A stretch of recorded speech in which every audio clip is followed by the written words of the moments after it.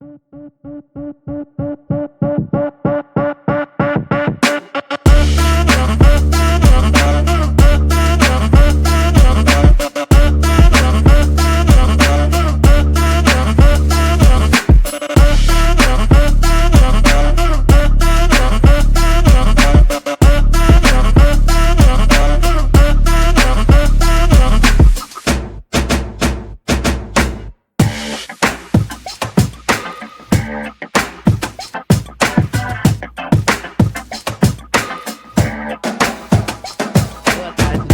doutor Boa Cláudio. tarde, tudo bem? Tudo jóia, e você? Tudo bom, graças a Deus. O Ansu já agradece, tá, pela colaboração e vir dar um bate-papo aqui, um pouquinho de aula e conhecimento para todo mundo.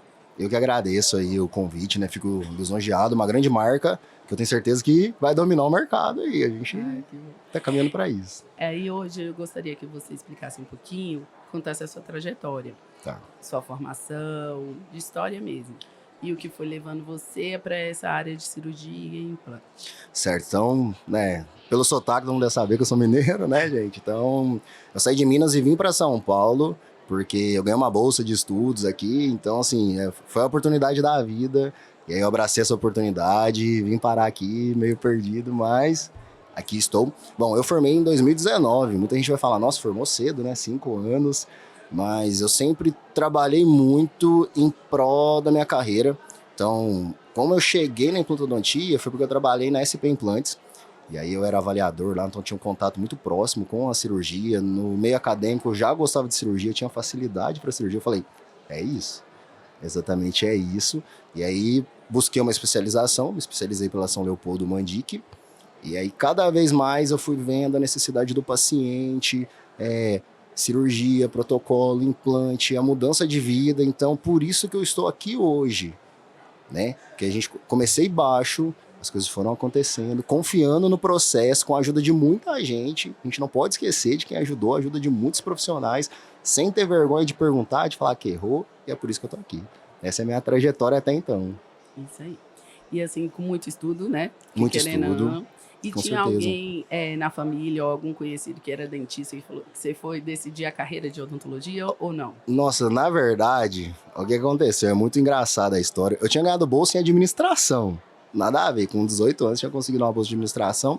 Eu tava na aula, a minha irmã é formada em administração, ela me ligou, ela falou, Flávio, larga a mão disso daí, vai fazer odonto.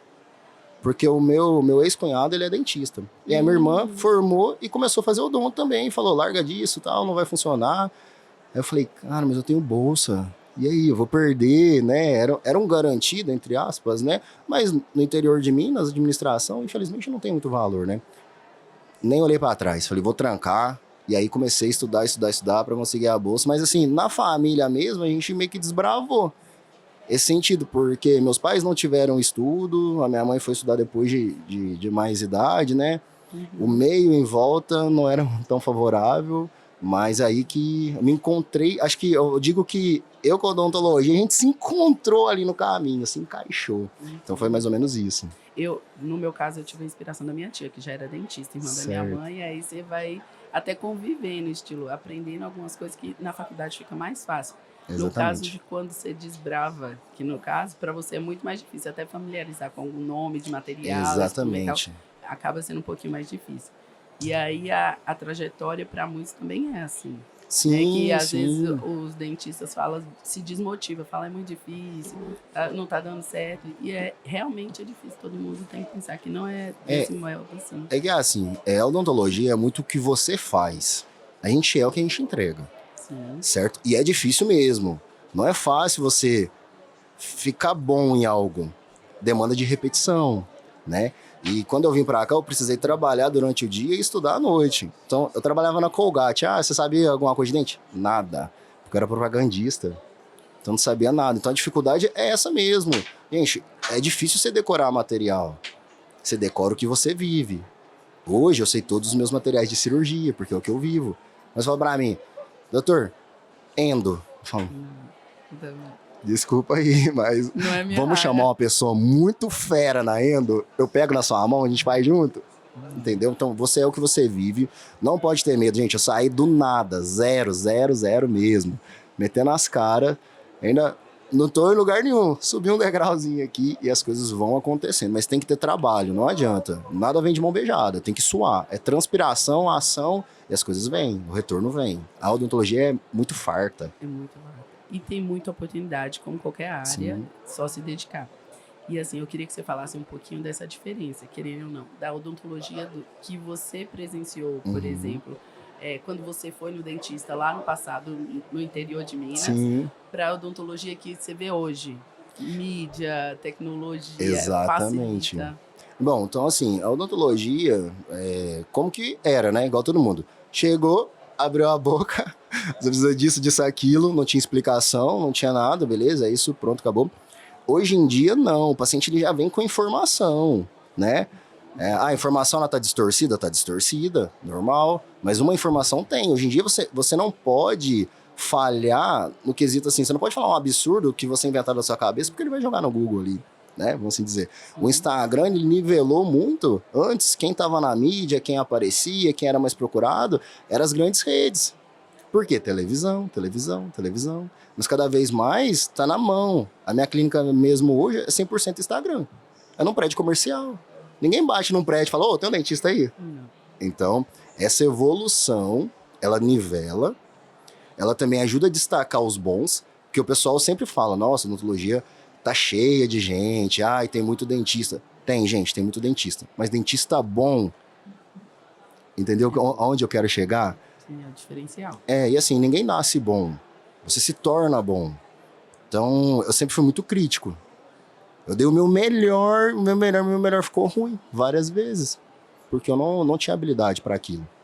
Mas eu fui o quê? Desenvolvendo. Buscando quem sabe. Você tem que conversar com quem tá acima de você.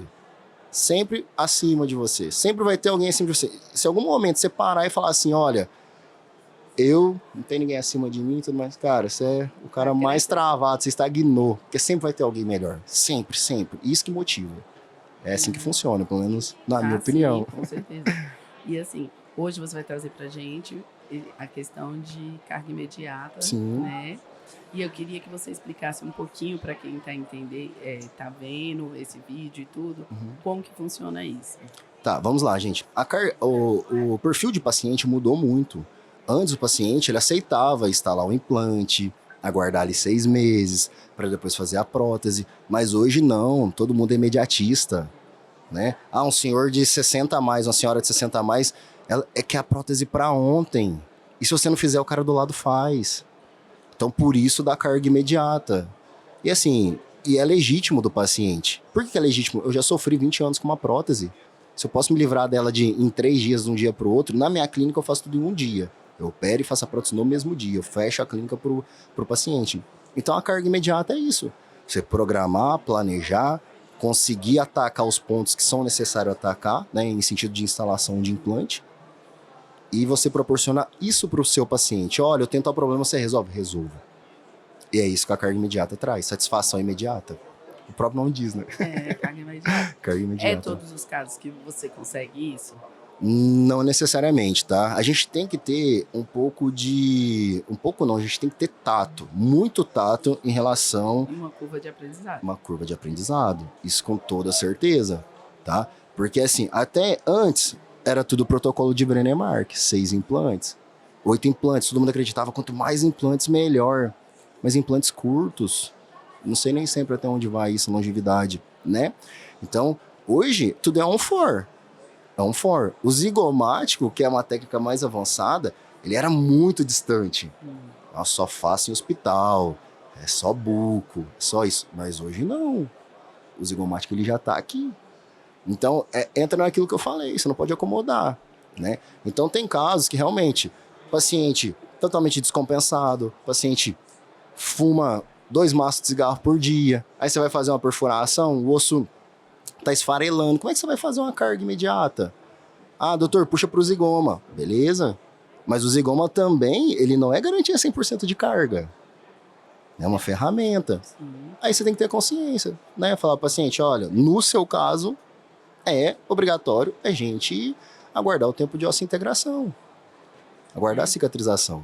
E ter esse bom tato para saber explicar, fazer um Exatamente. bom planejamento antes de tudo, né? A gente vai dar abertura agora para sua palestra. Tá, João. Tá? Ele vai explicar um pouquinho de tudo dessa parte de conhecimento, de previsibilidade da carga imediata. E aí, ele falando um pouquinho sobre isso, a gente pensa na questão de dúvidas, né? Que todo mundo acaba tendo essa dúvida de que essa carga imediata que a gente vai instalar, ela é Certo. definitiva? É para sempre? Cuidados que tem que ter depois, essas coisas. Sim. Então vamos lá. A carga imediata, a gente está falando de travamento primário.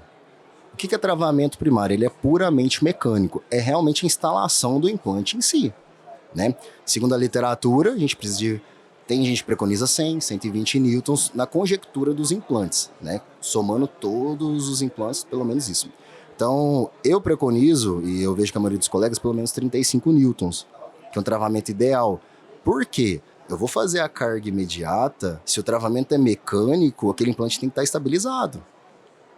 Ele tem que estar ali, travadinho.